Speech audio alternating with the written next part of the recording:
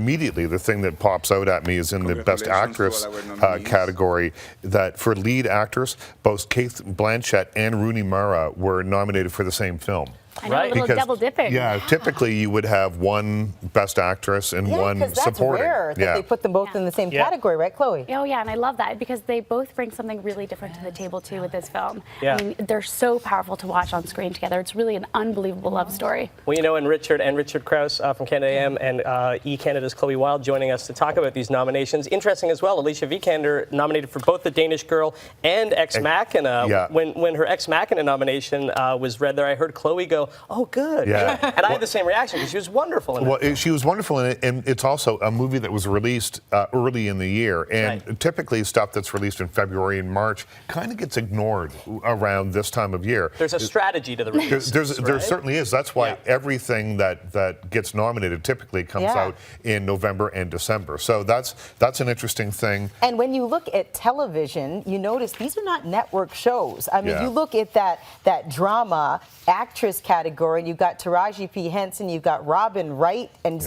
I mean, that is an interesting category itself and says a lot about the way television's going these days. Oh, yeah, people are taking it in a lot differently. I'm so excited about Robin Wright. I'm a big House of Cards. I think everyone else may as well stay home. Anyone else nominated in that category may as well just take the bait. She's that good. Yeah, she's that good. She's that good. Richard, I heard you make two sounds in Best Actor in a Comedy. Al Pacino for Danny Collins. You went oh, and then the next one, Mark Ruffalo for Infinitely Polar Bear. You went really. Well, yeah, really. And again, both really good performances here, but both in movies that virtually nobody saw. And that was interesting. The Golden Globes tend to really concentrate on the big stuff. So, you know, if it made $100 million at the box office, then you'll probably end up with an award here, or a nomination at least. And those movies, Danny Collins, good little movie, and Infinitely Polar Bear, I sat here and reviewed both of them, you know, earlier this year. They're both good movies, but I would have thought that it wouldn't have been really in the wheelhouse of the Golden Globes. It's nice to have a surprise once in a while. Chloe, what do you think? Anybody missing that should be there?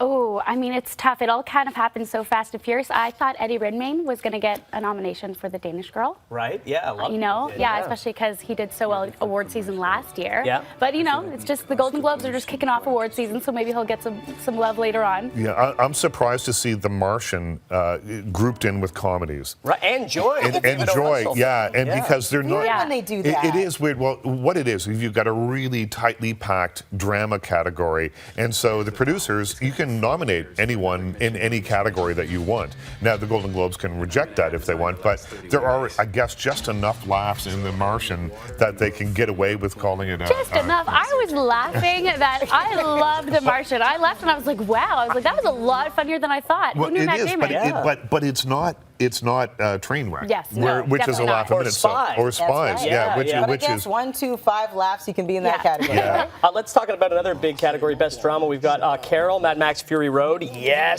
Revenant, Room, and Spotlight. Your picks or thoughts on those? Well, I'm really disappointed that Brooklyn isn't in there. Brooklyn was one of my favorite movies of the year with Saoirse Ronan. It's a beautiful love story. She is the little Meryl Streep. She's the next Meryl Streep, and that movie should have been in there. But it's a tight category because it's a big year. My heart is kind of torn between three different movies. I mean, you've got Mad Max, Room, and then Spotlight. All very, very different, and yet, like, I watched them and my eyes were just like, glued to the screen. So rare, though, for a genre film to get a nomination like this. That's right. Well, it's done really well at critics' lists already this year. Right. It has been picking up awards, and again, it came out earlier in the year. It's a genre movie. It's not the kind of movie that at awards time people usually do backflips over, but it's one of the funnest movies this year, and I love this movie. And a Canadian shout out for Emma Donoghue, don't want to forget that, the Irish-Canadian author.